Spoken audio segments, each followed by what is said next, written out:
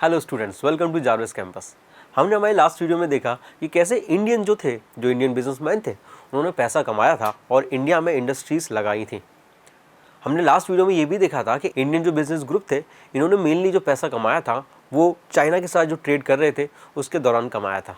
मगर ऐसा नहीं था, और भी कई सारे ट्रेड्स थे जिसके थ्रू इंडियन बिजनेसमैन पैसा कमा रहे थे।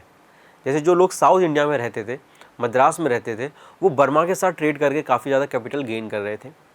कुछ लोग जो थे वो साउथ ईस्ट एशिया और ईस्ट अफ्रीका से ट्रेडिंग करके कैपिटल गेन कर रहे थे। और कुछ कमर्शियल ग्रुप ऐसे भी थे जो ट्रेड नहीं, कुछ दूसरी कमर्शियल एक्टिविटीज़ से पैसा कमा रहे थे, जैसे कि transport activities, carrying good, banking sector, financing goods, इन सारी तरीक़ों से भी पैसा कमा रहे थे। तो ये सारे वो तरीके थे जिससे इंडियन बिजनेस ग्रुप पैसा कमा रहे थे, और जब उन्हें मौका मिला उन्होंने इस पैसे को इन्वेस्ट कर दिया इंडस्ट्रीज़ लगाने में। अब दूसरा सवाल ये था, क्या इंडियन इंडस्ट्रीज़ को डेवलप होने में कोई प्रॉब्लम्स नहीं आई? बिल्कुल आई। काफ़ी ज़्यादा प्रॉब्लम्स आई इंडियन बिजनेसमैन को ये इंडस्ट्रीज़ को डेवलप करने में। इंडियन इंडस्ट्रीज़ जो डेवलप हुई थी वो फर्स्ट वर्ल्ड वॉर के बाद ही डेवलप हुई थी। उससे पहले इंडियन बिजनेसमैन को काफ़ी ज़्यादा प्रॉब्लम्स फेस करनी पड़ी थी। वो कौन सी प्रॉब्लम है, चलिए देखते हैं।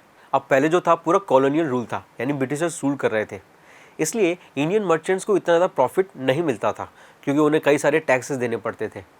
इसके अलावा हमने देखा था कि यूरोप में एक्सपोर्ट बंद कर दिया था इंडियन टेक्सटाइल्स का, जिसके लिए उन्होंने क्या किया था, टैक्स बढ़ा दिया था। और अब टैक्स बढ़ा दिया, एक्सपोर्ट बंद कर दिया था, इसलिए इंडियन मर्चेंट्स को काफ़ी ज़्यादा प्रॉब्लम हो रही थी। वो प्रोडक्शन नहीं कर पा रहे थे टेक्सटाइल्स का, वो सिर्फ पर्टिकुलर चीज़ें ही एक्सपोर्ट कर पा रहे थे, जैसे कि रॉ मटेरियल ऑफ कॉटन और फूड ग्रेन्स, जिसमें ओपियम, वीट, राइस, इंडिगो, ये सारे प्लांट्स आते थे।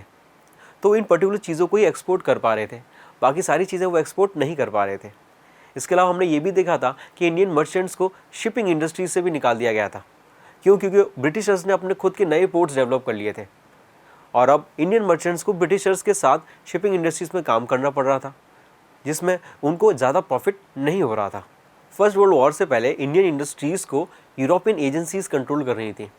इन यूरोपियन एजेंसीज़ में जो 3 सबसे बड़ी एजेंसीज़ थी वो थी, पहली थी बर्ड ह्यूगलर एंड कोऑपरेटिव्स, सेकंड थी एंड्रयू यूलर्स, एंड थर्ड थी जार्डे स्किनर्स एंड कोऑपरेटिव्स।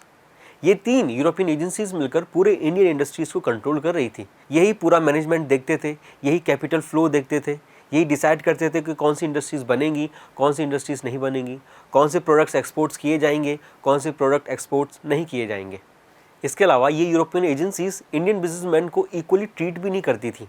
जहाँ यूरोपियन मर्चेंट्स को खुद का स्पेशलाइज्ड चैम्बर दिया जाता था, वहाँ इंडियन बिजनेसमैन को स्पेशलाइज्ड चैम्बर अलाउ ही नहीं था। तो ये सारी प्रॉब्लम्स थी जो इंडियन बिजनेसमैन को फेस करनी पड़ी थी।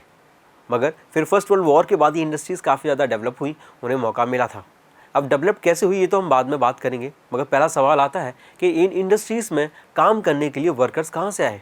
तो अब इसके बाद सवाल आता है कि इन इंडस्ट्रीज़ में काम करने के लिए वर्कर्स कहाँ से आए, जिसका आंसर हम हमारी नेक्स्ट वीडियो में देखेंगे। Thank you.